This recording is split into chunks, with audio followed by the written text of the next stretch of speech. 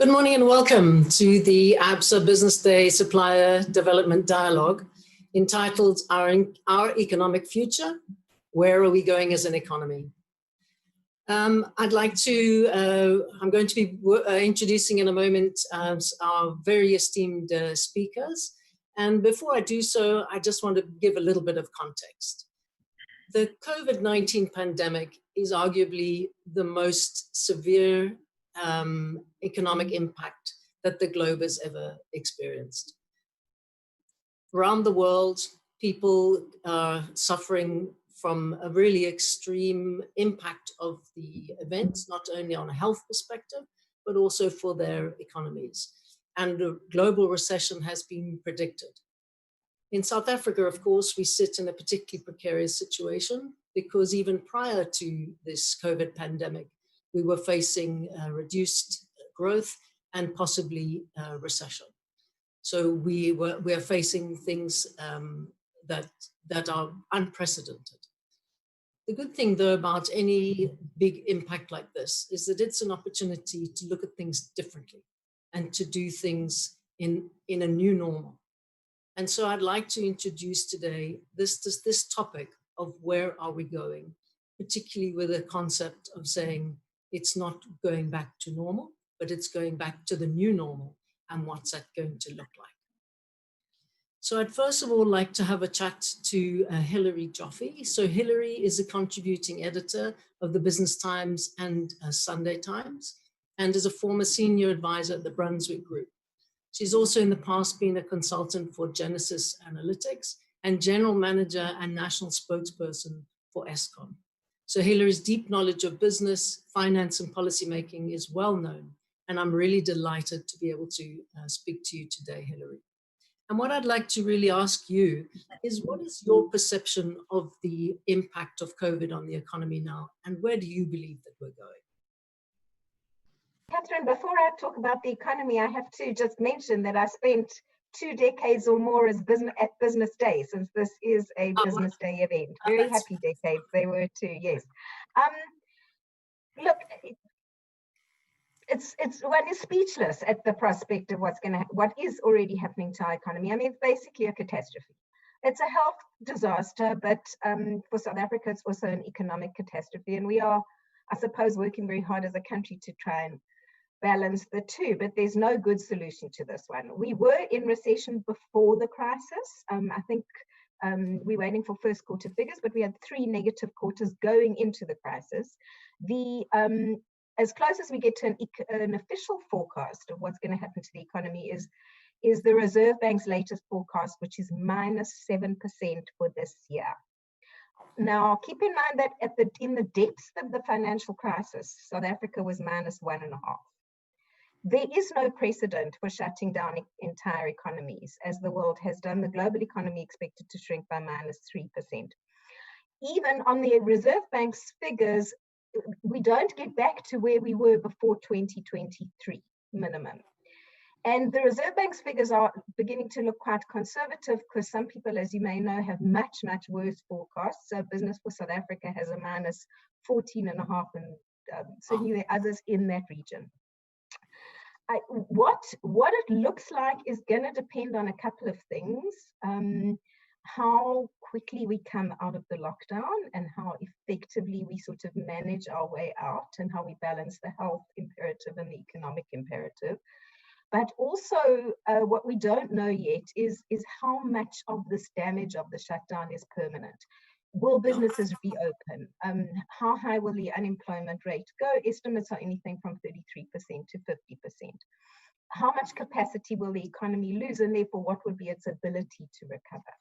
But there's no question that the picture is very, very gloomy. So if you like to look at it, the growth outlook is very bleak. As a country, we will come out of this much poorer. I hope we will come out of it with less of a health crisis than we expect, but we will come out of it having experienced both. We will also come out with much sharper inequality and unemployment.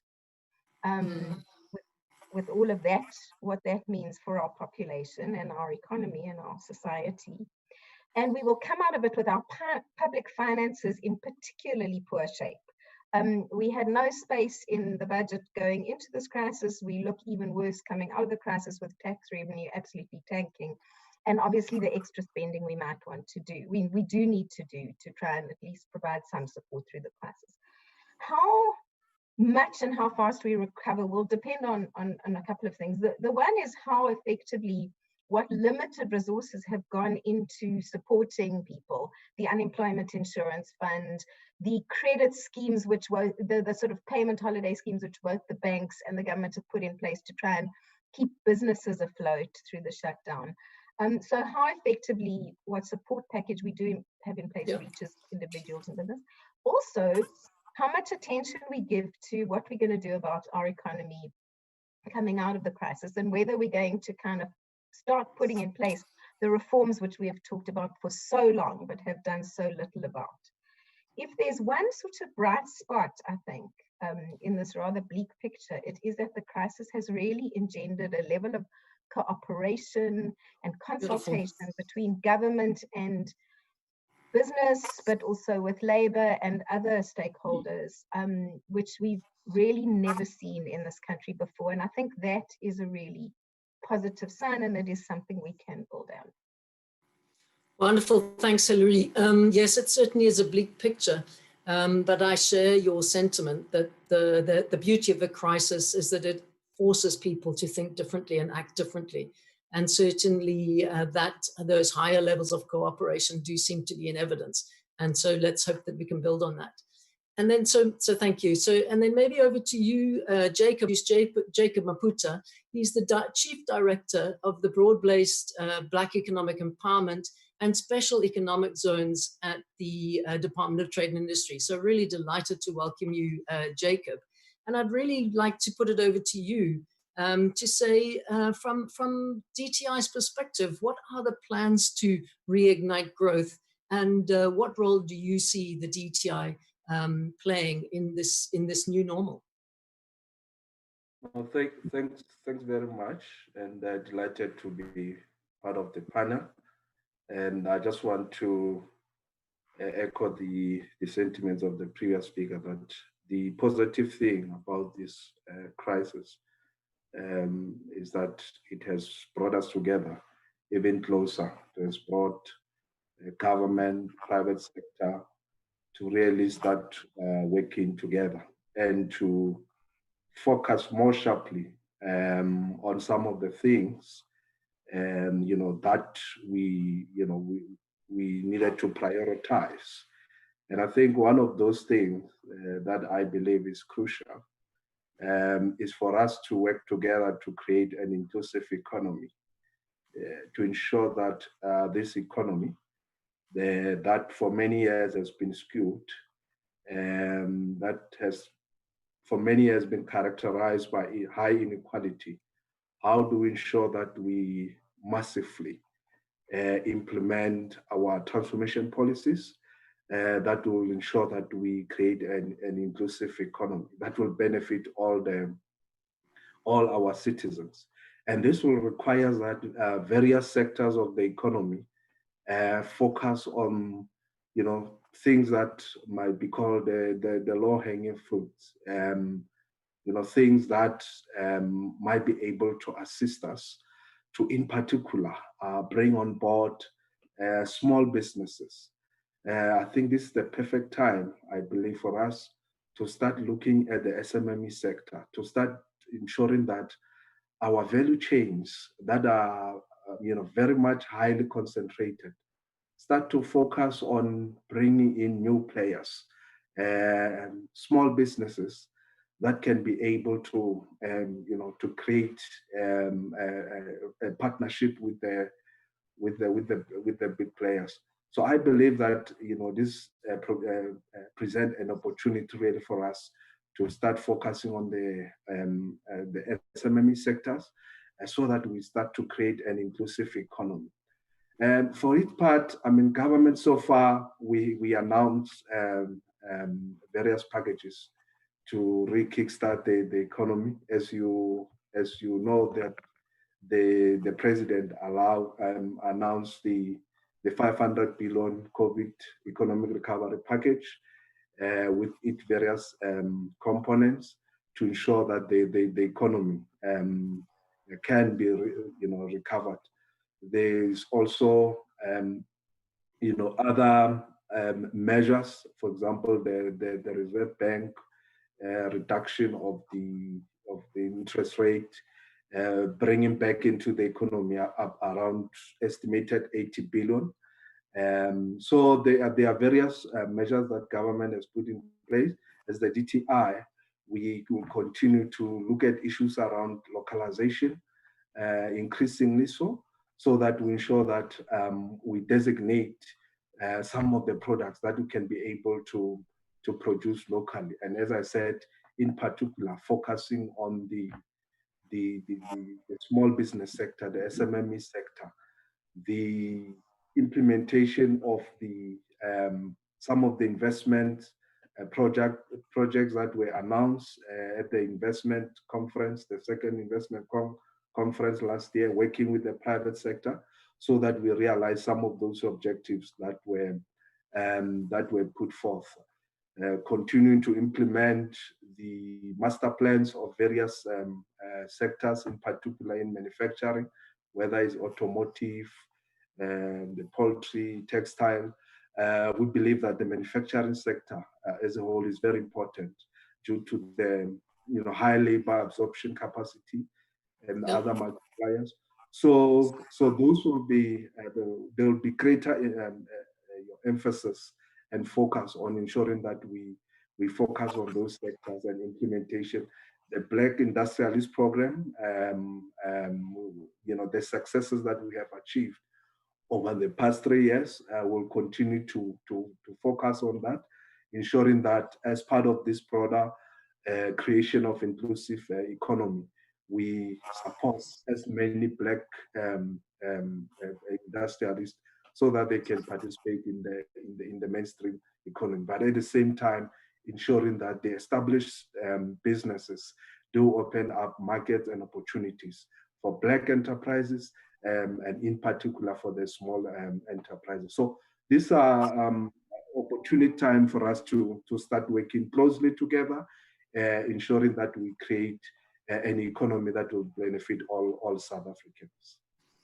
Thank you, Jacob. I mean, as a small business specialist myself, one of the things I'm really keen to find is the answers to localization, because the reality is that over the past decade or so, most of our manufacturing has moved to China.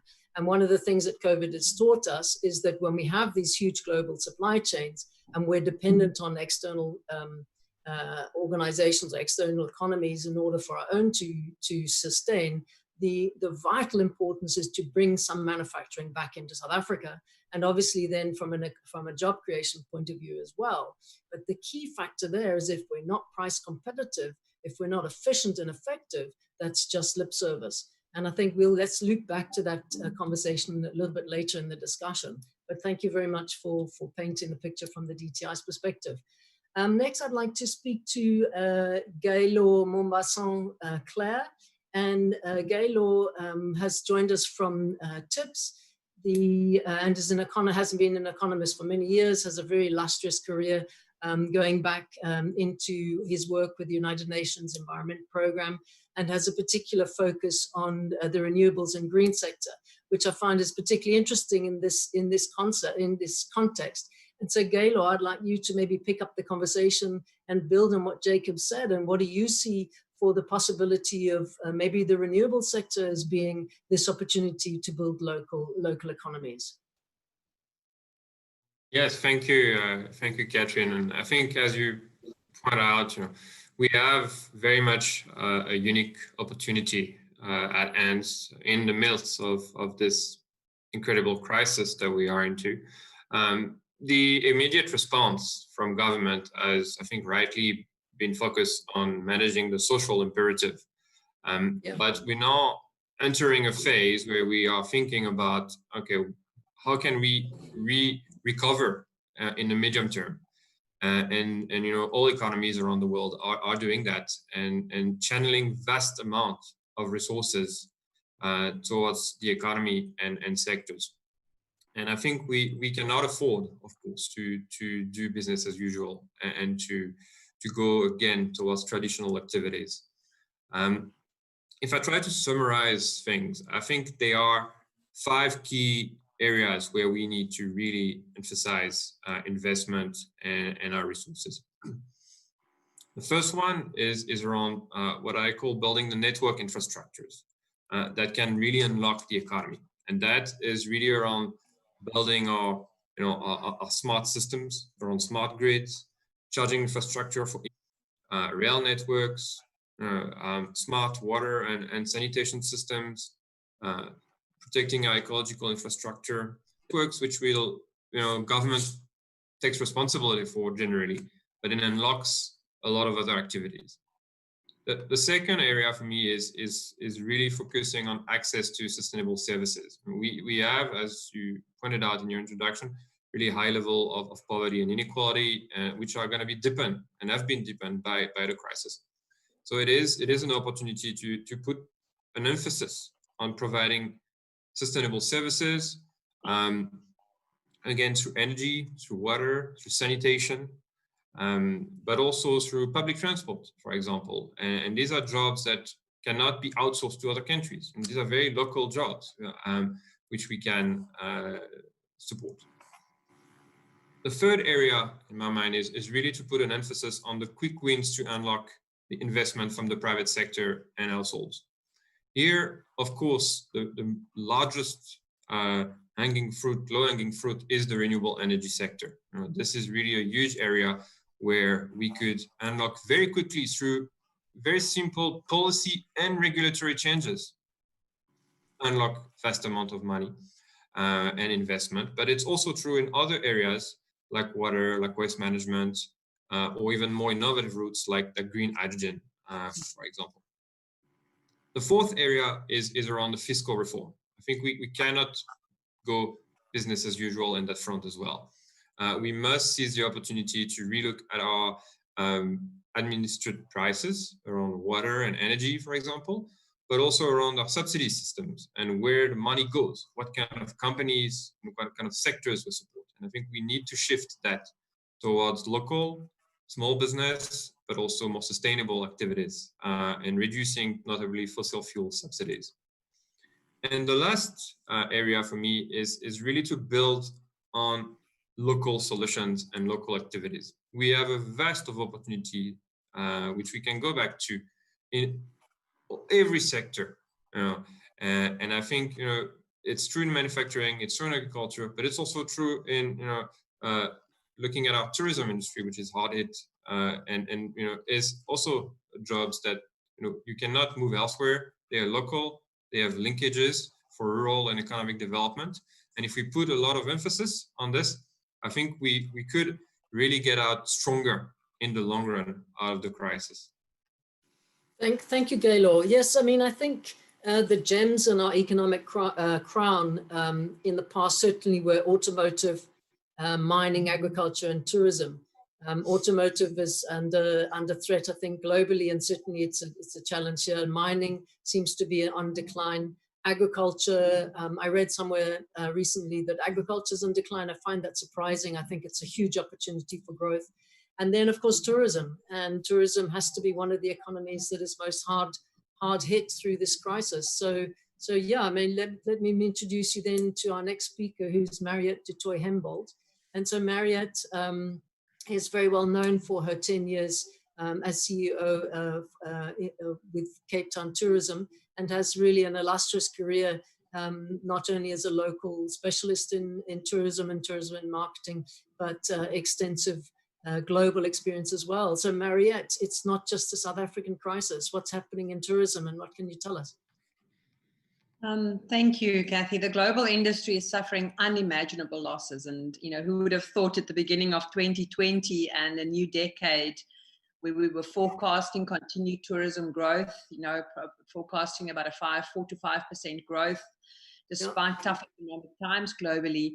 3-4 months down the line, and we've seen destinations looking like ghost towns, borders closed, and just in the first quarter, 60 to 80% already falling in tourism, and the estimated lost revenue close to $80 million just up until March. So of course, the scenarios at the moment is looking at some countries starting to open up their borders with huge restrictions, of course, and regulations as early July, and other destinations like us from an international travel perspective, probably only December, January, February, March next year. So for an industry, you know, that supports, that is the livelihood for millions of people, you know, potentially millions will lose their jobs, small businesses will not survive, and we've seen this huge wave of panic hit the industry. And so I think it's safe to say that it's one of the industries that is the hardest hit by this crisis. Essentially, our freedom of movement and our human interaction will forever and fundamentally change. So it's not just like so many other crises that we've overcome and survived as tourism and travel, and there's been plenty. This one brings a fundamental change, because tourism ultimately is about the exchange of experience, human interaction, and touch. And that experience, we need to rethink the whole thing. And I think for many, it's very hard to rethink it, because they literally don't know if they'll be able to survive long enough to get creative and innovative. So, you know, it's very important to understand the dilemma for many. It supports an incredibly fragile and rich ecosystem of small businesses that are utterly dependent on tourism. And as a long-haul destination, we've been very dependent on international travel, with a fairly small, underdeveloped domestic market. So it's safe to say that the domestic market will be the first to recover. But the reality is that South Africans, you know, we don't have much disposable cash to go on a holiday now. And for many people, you know, travel and tourism has always been far out of their reach, and has not been part of our culture in South Africa to travel. So we've got to understand that domestic tourism potentially will not be enough to sustain our tourism economy. Yeah. And then we have to really look very hard at this concept of trust, because health and safety is now going to be of paramount importance for people. And how do we win over the trust, not just of fellow travelers, but also of government, who's put us at the very last on the line of businesses that will be opened up again in terms of economic post-lockdown. So it's not just about telling visitors that it's safe to visit and we've put all the social distancing and all the regulations and restrictions in place. It's also about persuading government that we can approach it differently from a risk perspective. So it's really this commodity of trust I speak about often, and it's going to become more and more important, not just from a traveler perspective, but also in terms of how we engage with government and how we engage as a sector with each other. You've spoken already about the importance of collaboration. I think that's definitely something that's coming out very strongly. The tourism sector, like many other sectors, has operated in silos for a long time. And now more than ever before, it's crucial for us to reach across the sector, not just between tourism, but also of sectors outside of tourism. The digital revolution, I've been working on a wine tourism webinar over the last few days, and we've seen huge growth in online wine sales globally in our competitive markets. But of course, in South Africa, with the lockdown and the restriction on alcohol sales that will now hopefully be lifted from the 1st of June, we're far behind. So it's an opportunity for us to really relook the way in which we do business. Sustainability comes to play, and how we really start looking at the impact tourism has on the world, on local communities, working within this ecosystem. And then an important thought about how we not just put in place mechanisms to safeguard visitors, very importantly, how are we safeguarding our staff and the teams working and we expect to welcome visitors? Are we looking after them? Are they feeling safe and well looked after and encouraged enough to be welcoming visitors on our behalf as brands? So that's a very important point. And then lastly, how do we really start working cleverly with our communication? The worst thing to do now is to go silent. We need to reach people at home where they are now, speak to their state of mind, win over their trust, and compel and inspire them to visit us when it's safe to do so. Thank you, Mariette. Yeah, I think you've put it very succinctly. I like the emphasis on trust because essentially in order to be able to feel comfortable with any experience, trust is an essential.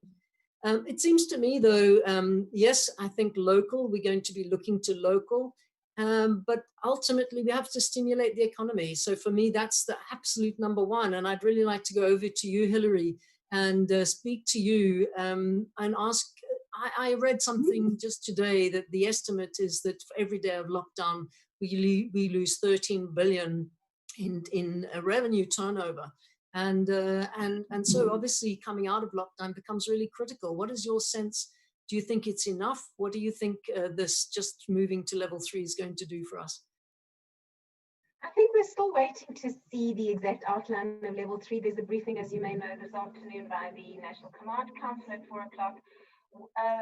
Certainly the president said all the right things on Sunday evening, and it was really refreshing because I think the transition from level 5 to level 4 was frankly not good. I think it lost a lot of support. We started off well, we went into something which was actually really quite irrational with a whole bunch of regulations which were quite dysfunctional and not only hampered the economy from reopening to some extent because supply chains were just completely dislocated, but also I think lost a lot of public support for the lockdown. So now we're going to level 3, which is with really a much better tone from the president which is much more about treating people like grown-ups, saying to the private sector, bar a few sectors of which tourism is one and restaurants and sporting events and crowd scenes or another, bar those exceptions, you can reopen as long as you can keep safe and you take responsibility for keeping workers safe, for keeping customers safe, for testing, for screening. And that's quite important, is giving the private sector the responsibility and the incentive to reopen safely. So I think we are waiting to see whether level 3 is a little bit more rational than level 2 and more works better, and how far it will start to reopen the economy. Business, as you may know, had called for a rapid transition to level 2. And until we get to level 2, I think we don't get a real reopening. But having said all of that, I mean, we do need to start looking forward to exactly the kinds of reforms that people have spoken about. And in some ways, there's no reason to wait, and we've got models already. Let me just take two, the one which are related, the release of broadband spectrum, which we waited for 10 years. Takes an emergency to get us to release it, and even then temporarily. But that is crucial to the economy of the future. And related to that, with no disrespect to Mr. Maputa's Minister Brian Patel, why we shut economies is an absolute mystery to all. I think there's huge potential here to not only build the online economy, but also to take it into the townships and to make it inclusive and to get delivery and online any way we can. And that's not only getting goods and services to customers, wherever they might be, whether you get it to them in wheelbarrows or in courier services, it's also getting smaller suppliers to bigger markets. And online is the best way to do that. So I think I love it. That online, building that, taking advantage of this opportunity to build that online economy is certainly one of the areas where we need to we don't have to wait for the recovery. This is the recovery. We can start now with building a whole lot of innovations that we've really long needed to expand in this country. Thank you, Hilary. Yes, I particularly like your emphasis on broadband. It's very clear in lockdown, we've all learned that if you don't have access to digital, you can't do business. And really, digital is the new divide. We're no longer separated by geographies, we're separated by digital. So thank you for emphasizing that. I'd like to speak now with you, Gaylor. So, I mean, really, what do you believe are the new ways to do it, the agility? What can we do differently? You've mentioned a couple of sectors already, but what do you think are the key things that we've learned that we now need to do differently? Yeah, I think it's clear that, you know, we know that we can't go back to a business as usual, and we need to do things quite differently, and I think importantly, we need to do things differently in all sectors. You know, it's really about an economy-wide and society-wide transformation that we're looking at. I think we must be quite wary of supposed silver bullets and saying, you know, if we unlock that sector, it will solve our problems. It's not going to be like this. You know, we really need to have really a cross-cutting transformation. I think I mentioned renewable energy because I think it is just really at the core of that transformation in many respects. Unlocking vast investment from the private sector for large-scale plants, but also unlocking the potential of small-scale embedded generation for households as well as communities. And this is really critical in really getting to an energy security that is also affordable and that is clean. So I think that's really one area where I think we have a massive opportunity in the country. Another one for me where it's critical that we put a lot of emphasis, and I've mentioned it, is water and sanitation. This is a sector which is in crisis, in huge crisis. I mean, we're talking about 40% of the water getting lost into the system, huge losses, and still lack of access to water and sanitation in the country, which remains really shredded by inequality. We could put a lot of emphasis into this. These are local jobs. They are win-win in terms of, yes, they do require some investment, but the savings in the long run are so huge that basically they pay for themselves. And they can be done through a nice partnership between the public and the private sector. Yeah, I like it. I like it. Thank you, Gaylor. I mean, I like that.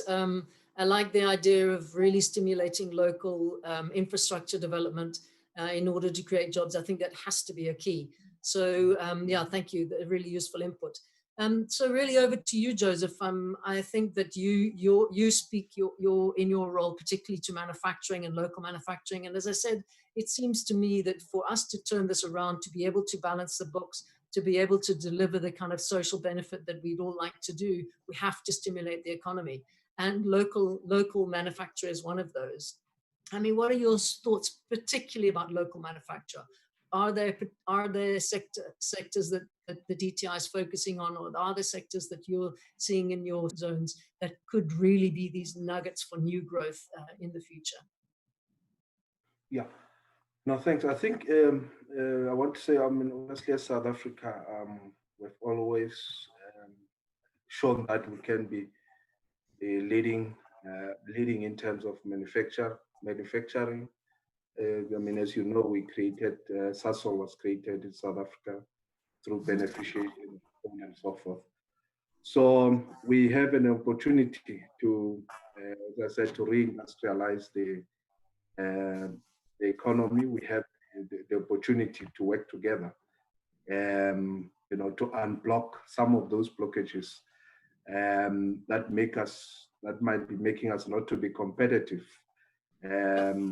Whether it's infrastructure development, as one of the panelists mentioned, development of infrastructure, especially in your marginalized areas, you know, your township areas, rural areas, and so forth, so that we ensure that the producers in those areas are able to have easier access to the market, but also ensuring that we stimulate economic activities in those marginalized peripheral areas of our countries, you know.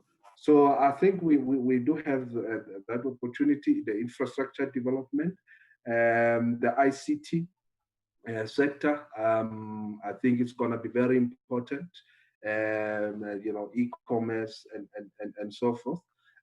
So I think we need to ensure that we work together to capacitate, especially the small businesses, the emerging businesses, so that they they take advantage of that, the opportunity that will be presented by this COVID, but also post the COVID.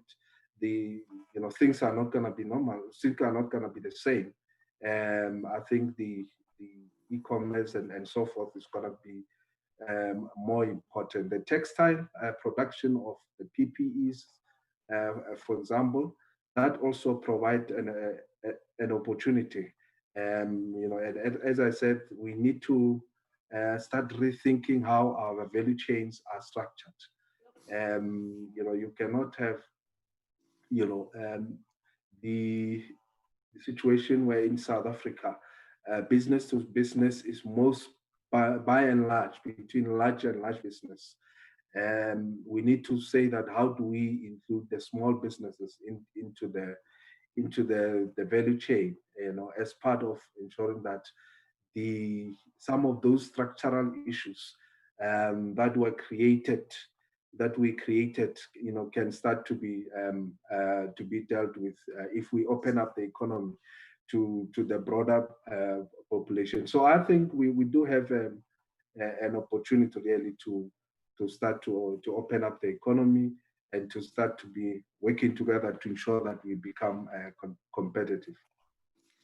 Thank you, Jacob. I mean, from my perspective, as a small supplier, as a small business specialist, I really believe that it's about efficiency, it's about agility, it's about using digital. It's really, everything has to come together for us to be world class. We need to develop a local manufacturing, a local supply chain, but we can't do it sitting on our laurels and feeling sorry for ourselves. We have to reach world class standards. And I would agree with all of the speakers previously that collaboration is certainly one way to do that.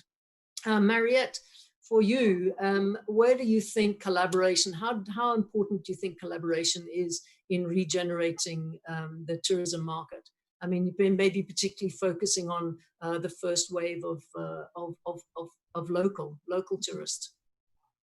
It's absolutely crucial. We have a glimmer of hope here, and it's twofold. The one is particularly in terms of how we woo and win over the local market. The South Africans are desperate to get out, and there is a love for our country.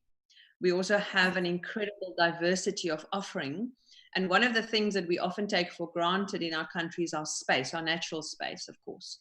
So it's absolutely lends itself beautifully to social distancing in many cases. And it's an opportunity, particularly for rural destinations, to really put themselves out as the ideal escape from for people who want to get away safely and with people that we've missed dearly. And just that wonderful thing about being together, breaking bread together, enjoying and kind of catching up and exchanging stories is important. But how we win over the local market and persuade them to travel is very important. We need to bring in diversity of voice. Our marketing in many cases is still the perfect veneer of English and very kind of Western world in how we promote and market destinations. We've really got to break it down and start telling our tourism story in the vernacular of locals and talk the local language. Make sure that we're very sincere. Price is an important point, how we add real value. We don't want to cheapen our tourism product, but we have to listen to what the market is telling us in terms of our value proposition. And then women play an incredibly important role in choosing destinations and where we go and how we travel. So how are we speaking to women, reaching women at home now? And we don't just want to get a new recipe and do cooking and bake banana bread. It's, women think beyond that. So it's very important to really start understanding, the state of mind of our consumer and our customer and our future traveler. And then digital, how as small businesses, we now start collaborating and creating small networks within that value system. So we can put together a proposition that is not just a safe one, but a really desirable proposition of great value as well. There's something that I would add called digital debt. People think, oh my goodness, it's never too late to start and get onto this digital bandwagon. And I really want to reiterate the points made that digital is really important, how we present ourselves there, because if we don't jump on that wagon now, there will come a time where it's too late to play catch up. Thank you. Thank you, Mariette. Yeah, I think those are very useful points. So I think let's just have a wrap up. I think it's been a really, we're really touching on some very interesting points. And I'd like to ask you, Hilary, maybe for your last thought, a solution or maybe the solution in your mind that you can put out there that will be the game changer that could put us on the path to the kind of recovery that we absolutely need in South Africa. I don't think there's a single solution, but I think there's an approach, and that's what matters. And we've talked about the collaboration, and in particular, the much greater cooperation that we've seen between government and the private sector. Now, a successful recovery needs to really build on that. And we need a government that is less about regulating the private sector to do things and more about how is it that we empower and enable the private sector to invest, to do business, to innovate, to get us out of this? And really, it needs a very different approach. If anything, we've learned from the lockdown that you can't, a modern economy is a very dynamic thing. You can't like second guess the market. You can't regulate every single sector. You need to open markets and you need to collaborate with the private sector. And that is going to be more important than ever, given that government already had no money and is going to have even less coming out of the crisis. It is going to have sector driven recovery. And I think that the collaboration and the talking that we have seen, I hope, is a basis on which to build a different kind of relationship, which could be more successful in stimulating the kind of investment that will create jobs and raise our rate of economic growth. Lovely, thanks very much. Thank you, Hilary. So over to you, Jacob. What do you believe is maybe, as your closing comment, what do you think is the one thing that we should be doing, one solution that we can bring? Yeah, no, thanks. Our role obviously as government is to make policies and to ensure that our policies create a conducive environment for business, for the private sector to thrive. And we will continue to do that during this COVID and beyond. The role of the private sector is to ensure that working together with the government, we implement those policies that obviously most of or all of them go through a consultation process. The other thing that I want to emphasize, as I said, is that let us work together in developing the small business in particular, identifying opportunities within various value chains where we can be able to mainstream the small businesses. Let us start to increasingly localize some of the things that where we have a competitive advantage, so that we can be able to have greater production and in the process be able to create jobs. Work together towards creating more Black industrialists in various sectors of the economy. And overall, I think let's work towards a common objective and ensuring that we together attract investment in the economy, very much investment that we need to be able to ensure that the economy recover very quickly. Thank you very much. That's wonderful. Thank you, Jacob. So in fact, you and Hilary on the same track there is to say, let's work together to make sure we create an environment that attracts investment, because we need investment in order to be able to stimulate this economy, to be able to create the jobs and have the kind of country that we all dream of. Mariette, over to you. What do you believe is the one solution, the one positive that we could take out of this? Look, people will travel. For many of us, it's a fundamental right to travel and to move. It's very important now to be top of heart and not just top of mind, and to take care of each other and build relationships now of trust between regions, between businesses within this value chain, staff, and our customers who's around us, who's within an hour or two radius around us at the moment. And embrace what we have, embrace our space, get on the digital bandwagon, make sure you are top of heart, as I said, and that you're busy talking to your customers now.